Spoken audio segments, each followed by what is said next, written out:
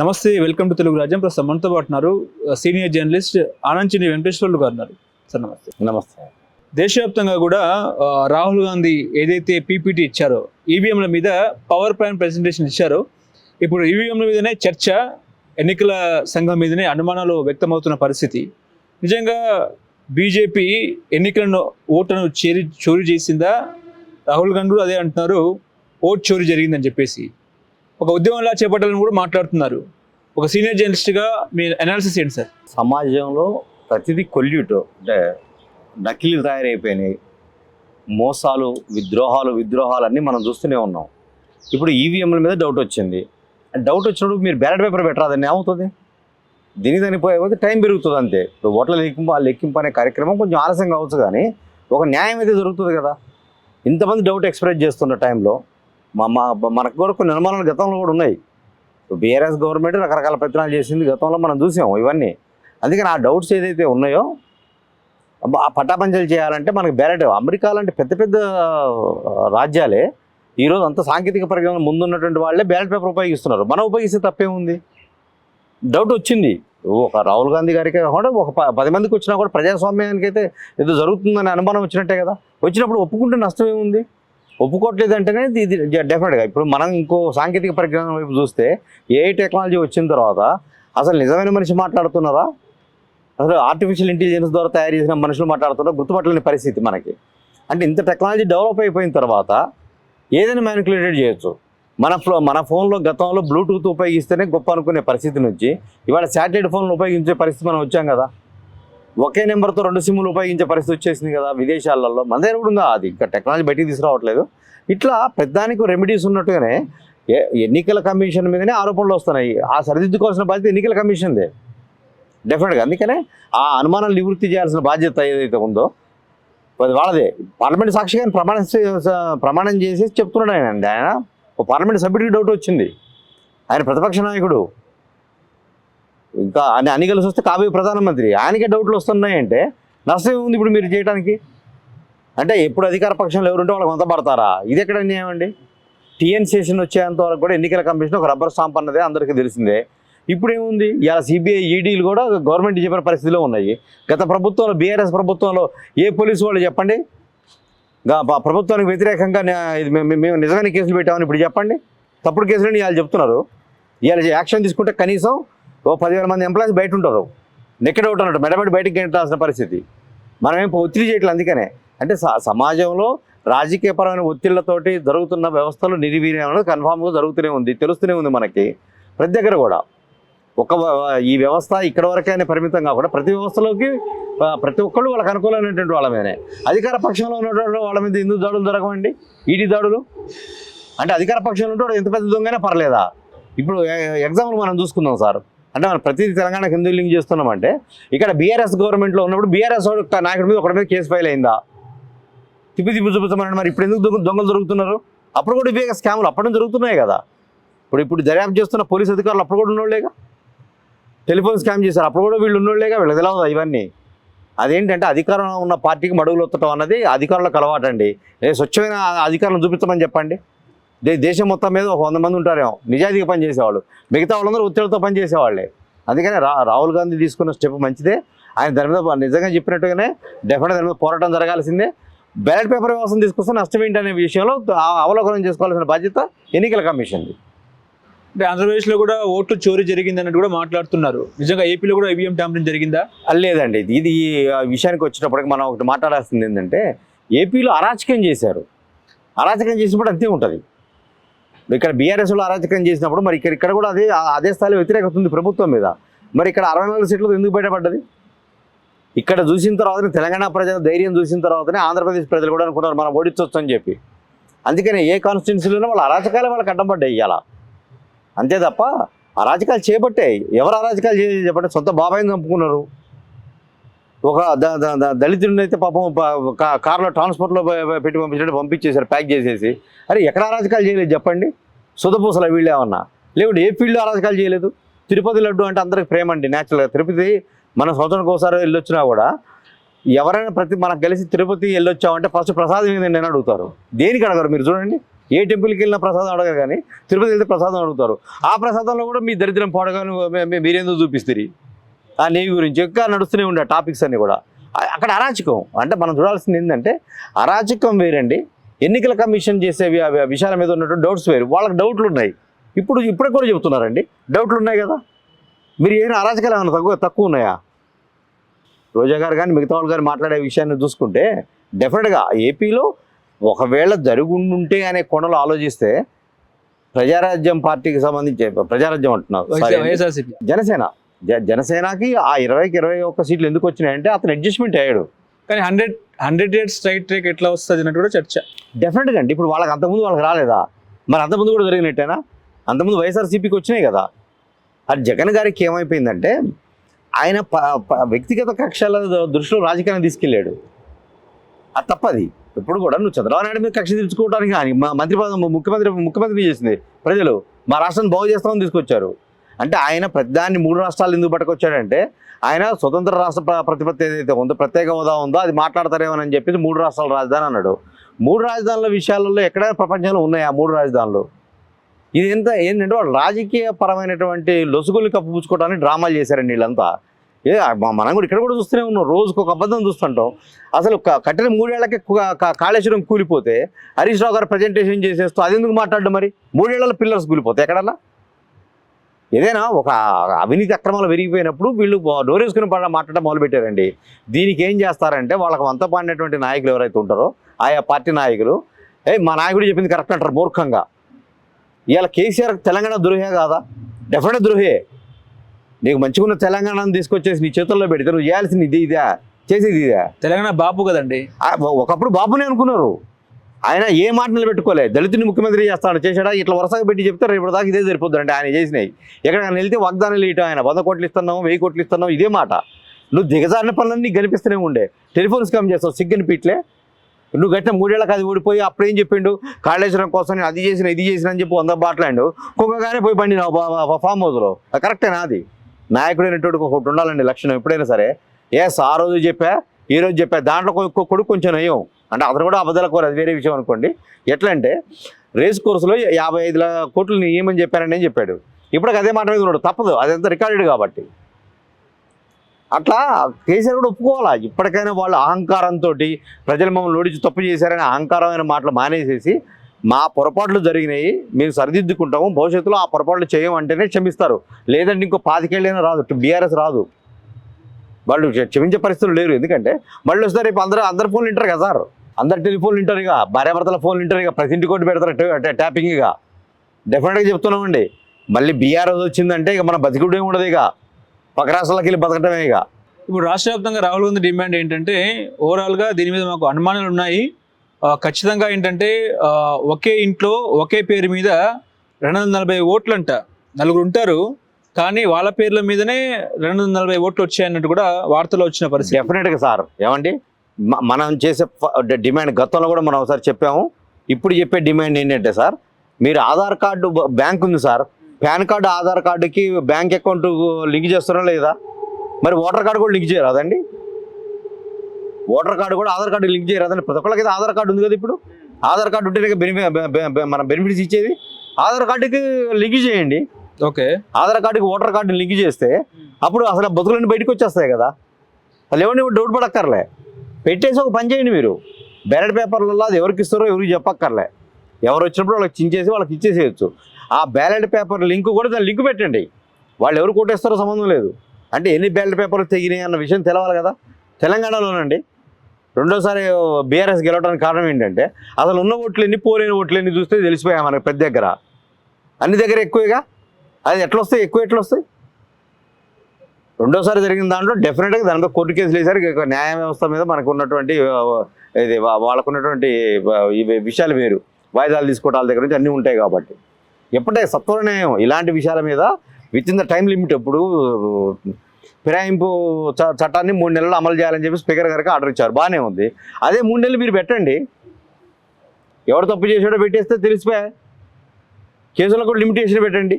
Important కేసులు అనుకునే ఉంటాయి. ఇప్పుడు 5 ఏళ్ళు పరిపాలించే దాంట్లో ఒక ఎమ్మెల్యే అతను అరానుడు అని వేసేస్తే అది 6 ఏళ్ళు తాగితే దానికి న్యాయం చేసినట్లయితుంది.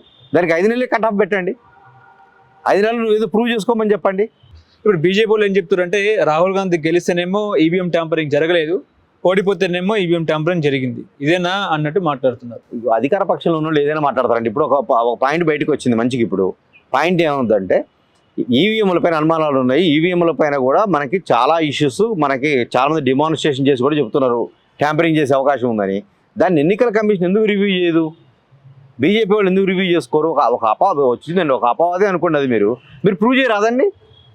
బ్యాలెట్ బాక్సులు పెట్టి మీరు ప్రూవ్ చేయరాదండి? దానికి ఓటర్ కార్డుకి ఆధార్ కార్డు లింక్ చేసి చూడరాదండి? మీరు స్వచ్ఛంగా పారదర్శకంగా ఉండండి. మీరే ఉండండి, ఓ 25 ఏళ్ళు మీరే ప్రధానమంత్రిగా మీరే ఉండండి, మీ పార్టీనే ఉండండి. అది ఎప్పుడైనా సరే ఒకటి వచ్చినప్పుడు దాని సొల్యూషన్ ఏంటి? ఒక ఆరోపణ రాహుల్ గాంధీ గారు చేశారు, ఆయన పార్లమెంట్ సాక్షి చెప్తున్నాడు. ఆయన చెప్తున్నప్పుడు పార్లమెంట్లో చిన్న విషయం ఏం కాదు కదా. పార్లమెంట్ సాక్షి చెప్తున్నప్పుడు అనుమానాలు నివృత్తి చేయాల్సిన బాధ్యత అధికార పక్షాంది. ఏది ఒక ప్రశ్నకు సమాధానం కాదు ఇక్కడ. ప్రశ్నకి సమాధానమే సమాధానం. కానీ నువ్వు వాళ్ళు ఉన్నప్పుడు కాలేదా అంటే మరి అది నువ్వు ప్రూవ్ చేయలేకపోయినా వచ్చిన తర్వాత. రాహుల్ గాంధీ టైంలో రాహుల్ గాంధీ గారు చేశారని అనుకుందాము. మీ ప్రభుత్వం వచ్చి ఇప్పుడు 10 ఏళ్ళు అయిపోయి 15 ఏళ్ళకి జర్నీ చేస్తారు కదా. మరి మీరు ఎంక్వైరీ చేయరాదండి? మిగతా అన్ని కుంభకోణాల మీద ఎంక్వైరీ చేస్తారు కదా. గాంధీ కుటుంబం మీద ఏ ఆరోపణ ఎంక్వైరీ చేస్తారు కదా. ఇది కూడా ఎంక్వైరీ చేయమని చెప్పండి, తప్పేముంది? ఎవరు చేసినా తప్పేనండి. కానీ రాహుల్ గాంధీ వ్యాఖ్యల ద్వారా బీజేపీ ప్రభుత్వం ఇరుకున పడే అవకాశం ఉందా, ప్రమాదం ఉందా ప్రజాస్వామ్యంలో అంటే ఏం చెప్తారు? డెఫినెట్గా అండి వాళ్ళకి. ఎందుకంటే వాళ్ళ అధికార పక్షం వాళ్ళు ఏదో మాట దాటేసుకుంటే కుదరదు కదా. ఎస్, దీని సొల్యూషన్ ఏంటి? ఇప్పుడు రాజకీయంగా చర్చ జరిగేటప్పుడు పెద్దానికి ఒక సమాధానం ఉండాలండి. లేకుండా ఆ చర్చ వృధా కదా. ఇప్పుడు తెలంగాణ పోరాటం జరిగినప్పుడు దాని సొల్యూషన్ ఏంటి? తెలంగాణ ఇవ్వడమే సొల్యూషను, అదే పరిష్కారం. అట్లే ఈ సమస్య కూడా పరిష్కారం ఏంటంటే అన్ని లింక్ చేస్తూ నిబద్ధతగా మీరు పారదర్శకంగా ఉండండి. రేపు రాహుల్ గాంధీ ఓడిపోవచ్చు, మేబీ తప్పేముంది దాంట్లో. ఇందిరాగాంధీ గారే ఓడిపోయారు, ప్రజాదరణ ఉన్న ఇందిరాగాంధీ గారు ఓడిపోయారు, ఎంతో ప్రజాదరణ ఉన్న ఎన్టీ రామారావు గారు ఓడిపోయారు. అక్కడ దాకా ఎందుకు మన దగ్గర ఊహించుకుంటే కేసీఆర్ ఓడిపోతారని ఎవరు అనుకున్నారు? కామారెడ్డిలో ఓడిపోయా. ఇద్దరు ముఖ్యమంత్రులు, ఏది నాటి ముఖ్యమంత్రి నేటి ముఖ్యమంత్రులు ఇద్దరు ఓడిపోయినటువంటి ప్లేస్ మన కామారెడ్డి ఎగ్జాంపుల్ కనిపిస్తుంది. మరి వాళ్ళు మాయ తెలుసుకుంటే ఆ కాన్స్టిట్యున్సీ మాయ చేయలేరా వాళ్ళు? కానీ ఇప్పుడు గతంలో ఒక చిన్న ఎగ్జాంపుల్ చెప్తాను మీకు. గతంలో ఇందిరాగాంధీ అధికార దుర్వినియోగం పాల్పడితే జయప్రకాష్ నారాయణ అలహాబాద్ కోర్టులో పిటిషన్ దాఖలు చేస్తే మొత్తం ప్రభుత్వమే డిస్మాంటిల్ అయిన పరిస్థితి. అంటే డెఫినెట్ గా సార్ ఆ రకంగా కూడా ఏమైనా పార్లమెంట్ రద్దే అవకాశం ఉందా? ఒక ట్యాంపరింగ్ చేసి రుజువు చూపిస్తే అసలు ఎన్ని చూపించినా సరే, ఇప్పుడే మీకు చెప్తున్నానండి, ఎన్ని ఆధారాలు మీరు చూపించినా సరే గుడ్డగాల్సి మీద వేయటం అన్నది ఒక పొలిటీషియన్స్కి ఒక అలవాటుగా మారిపోయింది. అంటే సిగ్గు లజ్జా లేకుండా మాట్లాడటం అన్నది ఒక అలవాటుగా ప్రవృత్తిగా చేసుకున్నారు వీళ్ళు. ఎందుకంటే వీళ్ళు చదువుకున్న వాళ్ళు కాదు, గొప్పోళ్ళు కాదు, వీళ్ళు మాస్టర్ డిగ్రీలు తీసుకున్న మేధావులు కాదు. వీళ్ళందరూ చదువుకున్న వాళ్ళు పర్సెంటేజ్ 10% వచ్చు, కానీ మిగతా వాళ్ళందరూ నా దృష్టిలో అనామకులేనండి. ఎందుకంటే ఇప్పుడు 80,000 పుస్తకాలు చదివిన కాలేజ్ రేంజ్ కట్టిండి 3 ఏళ్ళకు కూలిపోయింది. ఇలాంటి వాళ్ళందరూ రాజకీయ నాయకులందరూ కూడా మన పెత్తనం చేస్తున్నారు. అందుకనే మనం ఆలోచించాల్సిన తరుణం ఏంటంటే అధికార పార్టీ నడుం బిగిస్తే తప్ప ఇలాంటి ప్రక్షాళన జరగవు. వాళ్ళు ఎందుకు నడుము బిగిస్తారంటే వాళ్ళకి అనుకూలంగా ఉంది కాబట్టి. అందరూ డుడ్డు బస్తాలే కదండి. ఇవాళ గవర్నమెంట్కి ఎగరేషన్ నిలబడి నేను ఫైట్ చేస్తున్నానంటే ఒక మొగోడిని చూపించమనండి.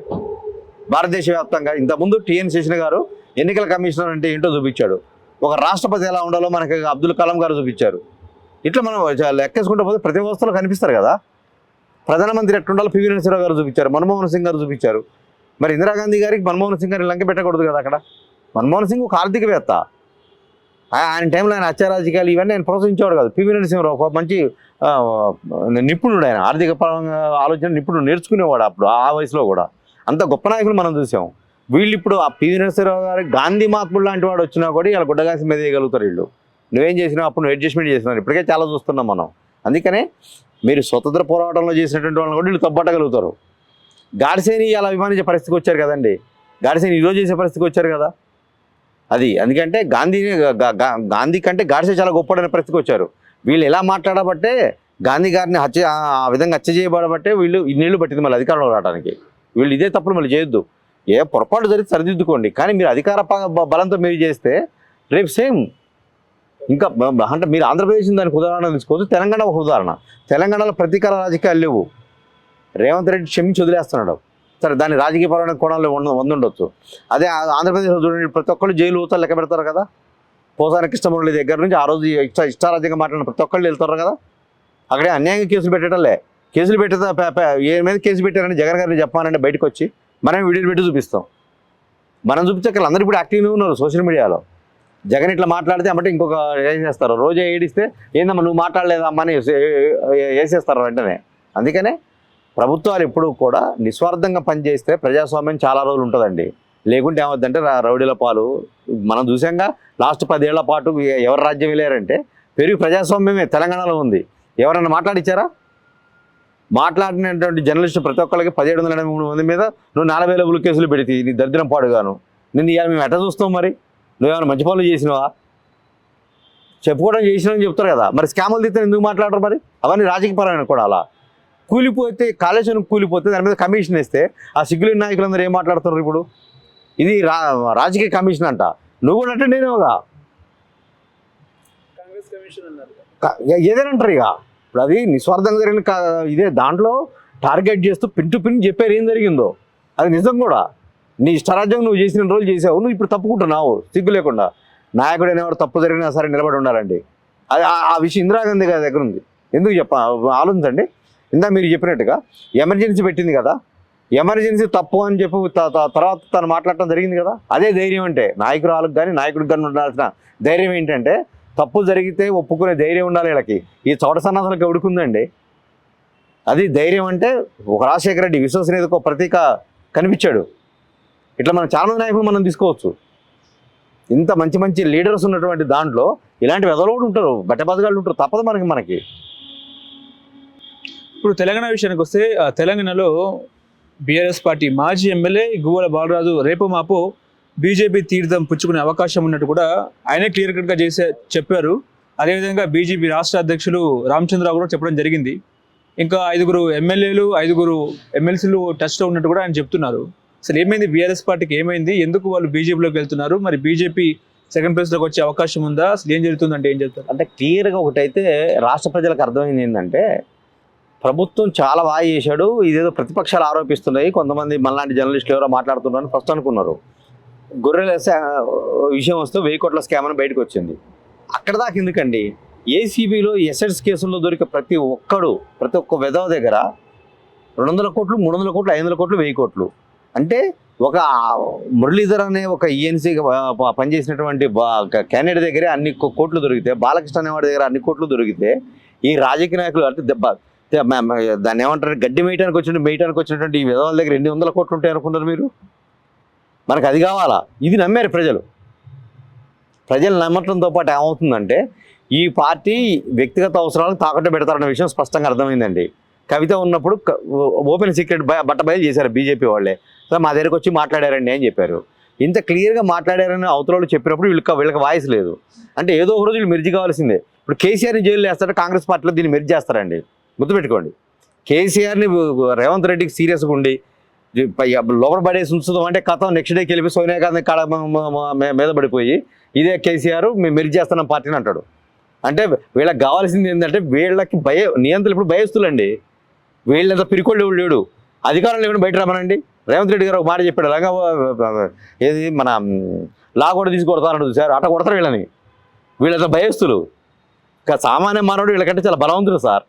ఈ నాయకులను తింటే ఈ నిరంకుశత్వంగా నియంతగా ప్రవర్తిస్తూ మీరు స్ట్రిక్ట్గా ఉండేవారా అనే అధికారులు కానీ మిగతా వాళ్ళు కానీ వీళ్ళందరూ కూడా ఎంత భయస్తులు అంటే వాళ్ళ మీదకి వచ్చినప్పుడు తట్టుకోలేరండి. ఇంకోటి కూడా కరెక్ట్గా చెప్తున్నాడు రేవంత్ రెడ్డి గారు, కేసీఆర్కి ఆయన వేసుకుంటే శిక్ష బయట తిరగకుండా అంటే అరెస్ట్గా హౌస్ అరెస్టేగా. నువ్వు చేసింది 10 ఏళ్ల పాటు పగలబొడిచినవి. ఏం పగలబొడిచినావు? ఒక్కోటి బయటకు వస్తుంటే తల ఎత్తుకోలేకపోతుంటవి. నువ్వు ఒక 10 క్వశ్చన్లు వేస్తావు, దానికి సమాధానం చెప్పరాదు? అంతకుముందు ఎట్లా మాట్లాడతాడు? కూసాయి రాహుల్ గారిని అనేటోడు అట్లా.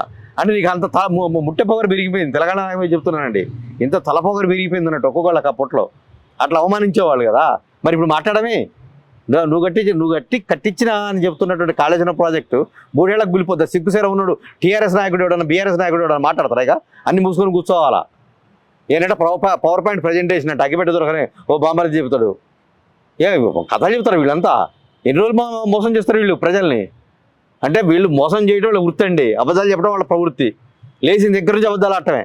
అరే ఒక కాంగ్రెస్ గవర్నమెంట్ ఏర్పడి అసలు ఏది 4 రోజులు కూడా కాలే, టక్కన ఈ ప్రభుత్వం కూలిపోద్ది అంటే వాళ్ళు తట్టుకోలేకపోతారు అన్నట్టు. అధికారులు మేసారుగా 10 ఏళ్ళు, ఇష్టారాజ్యం చేశారుగా.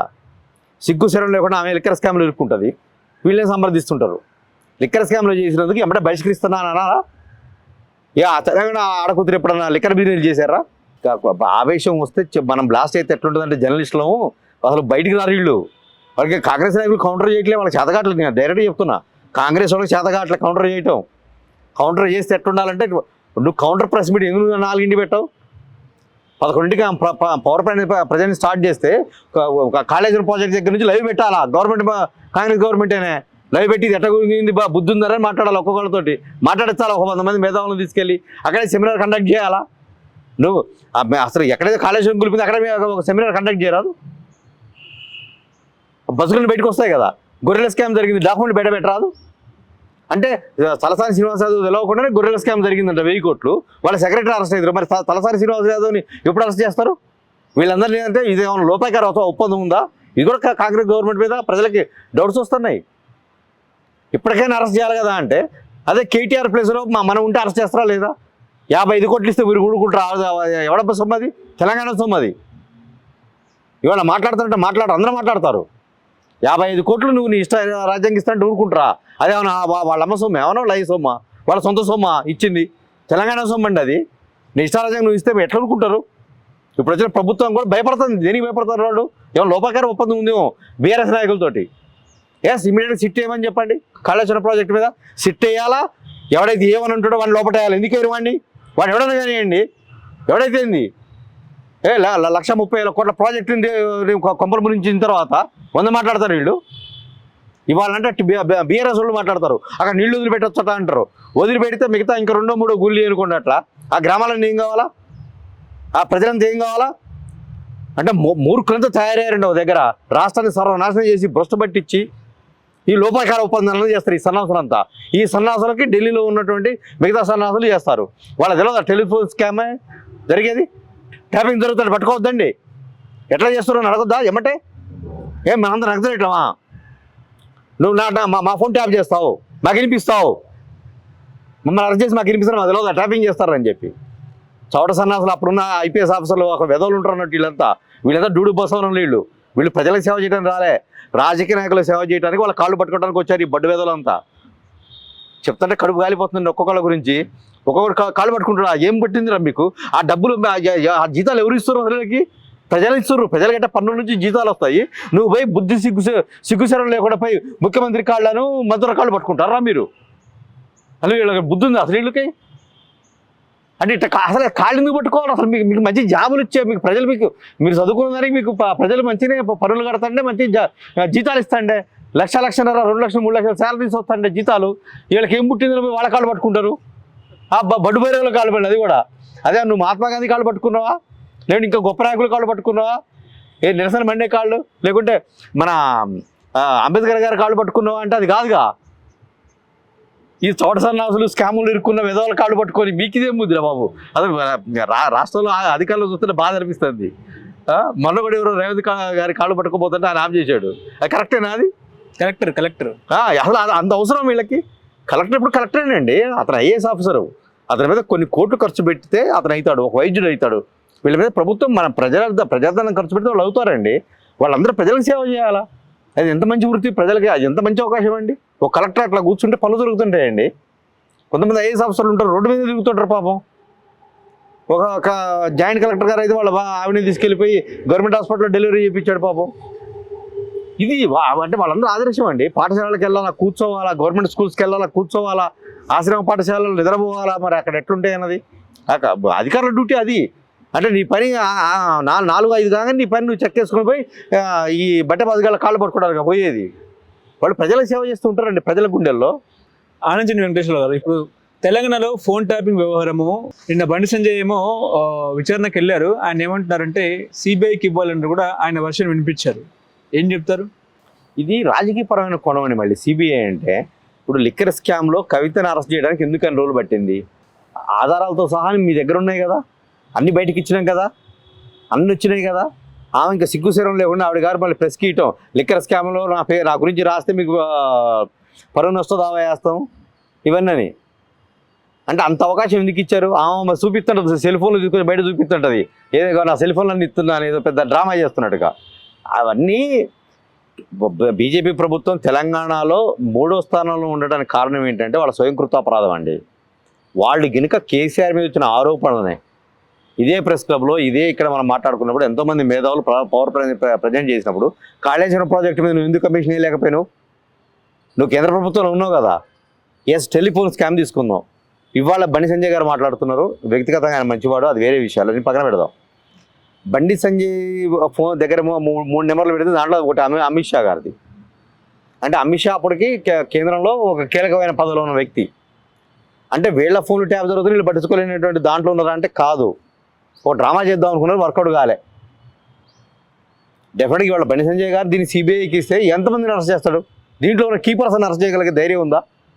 నువ్వు కవితను అరెస్ట్ చేయడానికి 6 నెలలు ఏడాది టైం తీసుకుంటువి, ఇవాళ తీసుకునే టైం ఉందా? స్కామ్ జరిగింది, ఇక్కడ జరుగుతున్నటువంటి సిస్టమేటిక్గా వెళ్తుంది ఇన్వెస్టిగేషను. మీకు డౌట్ ఉంటే ఒక పని చేయండి, సిట్టు మొత్తం చేసి మా దర్యాప్తు అయిపోయిందని అంటది కదా ఇక్కడ దానికి సంబంధించినటువంటిది.